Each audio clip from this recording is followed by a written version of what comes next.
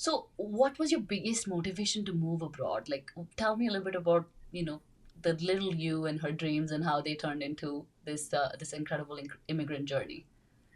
Great question. I think I was about 13 years old when I told my parents I wanted to move outside of my hometown, which is a small town in the southern part of India.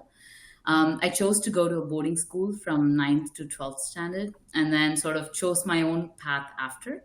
I don't think moving abroad was ever the goal. I wanted to get better education, and I pursued a very unconventional specialization in food engineering.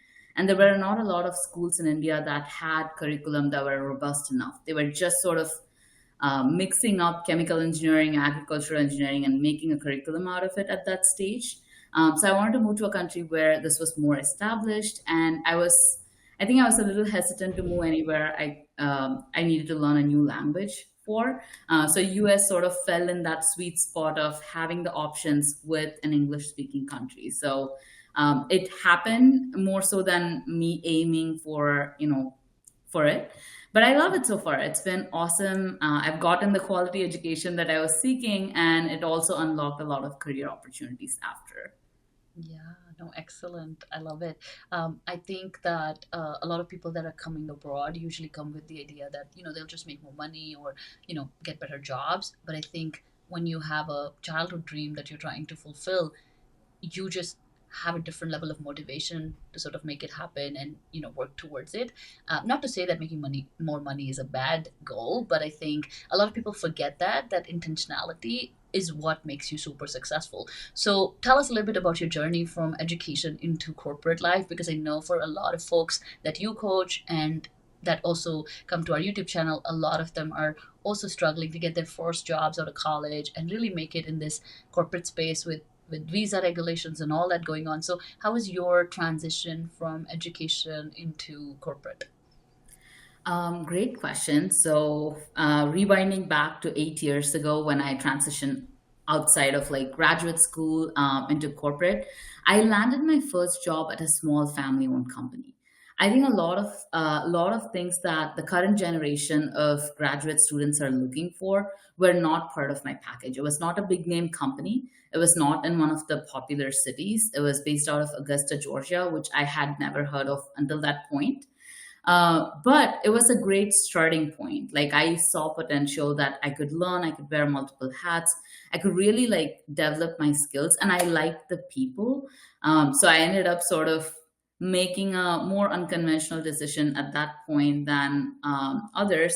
But also, I started my job search 9 months earlier. I think time is the biggest irreversible factor a lot of people miss out on. And then very close to graduation, they're trying to get something done in like 2 months or 3 months time frame when the opt clock starts ticking, and realize how difficult it is. So starting early, networking, I did develop a lot of good relationships. None of them led to direct job opportunities. It helped me just get better at communicating, and when the time came for interviews, I was more comfortable, doing it more like a conversation than like a scripted interview. So that was what stood out. I've asked the CEO of the company who interviewed like five people before me on the same day at the conference why he chose to hire me. And he was like, I could only remember your smile when I went back. I wanted to work with somebody positive. That day I felt so let down because I thought, all these working hard, these things would matter. But more importantly, what we miss out on easily is how much our personality matters. So, starting early, carrying your personality, and really being willing to choose jobs that are not your, I don't know, like the FANG of the worlds or the Mm, big name companies of the worlds to start with. yeah. And then once you get into the rhythm of the corporate, I think opportunities, doors unlock beyond your imagination is my personal experience, and I've seen that happen for others too. One more thing I would also say is my first job did not come with any guarantee of visa sponsorship. I know a lot of fresh graduate students, especially international students, want that clear black and white guarantee, which Mm. it is a risk I was willing to take, and it paid off because the next year they decided to sponsor me. So something for international students to think about. You you were a little cut off towards the end. Okay, how's it now? Yeah, it's much better. I think the answer you almost finished it.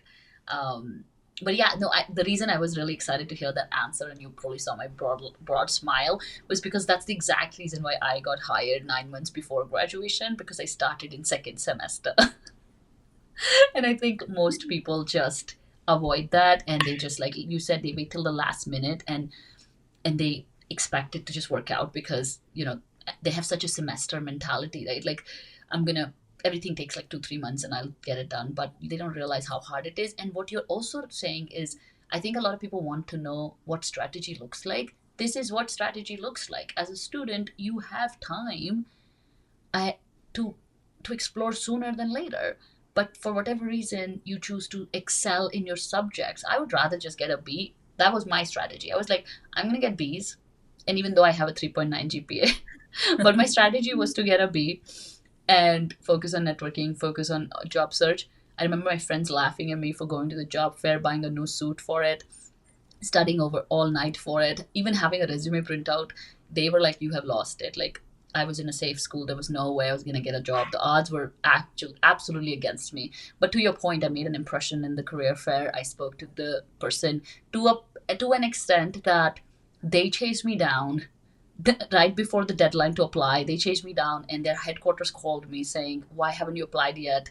We really want you to apply." And I'm like, "Apply to what?"